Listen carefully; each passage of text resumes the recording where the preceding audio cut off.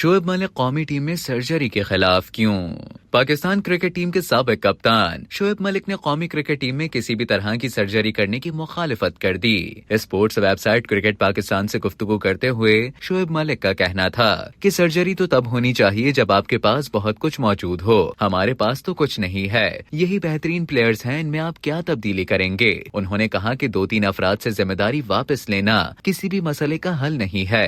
آپ جب کسی کو لے کر آتے ہیں تو اسے پورا وقت بھی ملنا چاہیے، اس سے چیزیں ٹھیک ہوں گی۔ شعیب ملک نے کہا کہ اگر کسی میں صلاحیتیں ہیں لیکن اسے اندازہ نہ ہو کہ وہ رہے گا یا راتوں رات تبدیل ہو جائے گا تو وہ کیسے ملکی کرکٹ میں بہتری لا سکتا ہے؟ سینئر کرکٹر کا کہنا تھا کہ جسے بھی عہدے پر لے آئیں اسے طویل عرصے تک چانس ضرور دیں، اس حکمت عملی کو اپنا کر ہی مثبت نتائج ملنا شروع ہوں گے۔ شعیب ملک نے مزید کہا کہ گیری کرسٹن کا وائٹ بال ہیڈ کوچ اور جیسن گلیپسی کا ٹیسٹ میں ذمہ داری سنبھالنا پاکستان کرکٹ کے لیے اچھا ہے۔ سینئر کھلاڑیوں کو غیر ملکی کرکٹ لیگز کے لیے NOC جاری نہ کرنے کے حوالے سے بات کرتے ہوئے شعیب ملک کا کہنا تھا کہ میری رائے میں یہ اچھا فیصلہ ہے کیونکہ ملک سب سے پہلی ترجیح ہونی چاہیے، لیکن کھلاڑیوں کا مالی نقصان بھی نہیں ہونا چاہیے۔ شعیب ملک نے یہ بھی کہا کہ 2025 میں چیمپئنز ٹرافی کھیلنے کے لیے بھارتی کرکٹ ٹیم کو پاکستان ضرور آنا چاہیے۔ دونوں ملکوں کے درمیان کوئی بھی مسئلہ ہو اسے علیحدہ طور پر حل کیا جانا چاہیے، کھیل میں سیاست نہیں آنی چاہیے۔ انہوں نے کہا کہ پاکستان ٹیم 2023 میں بھارت گئی تھی،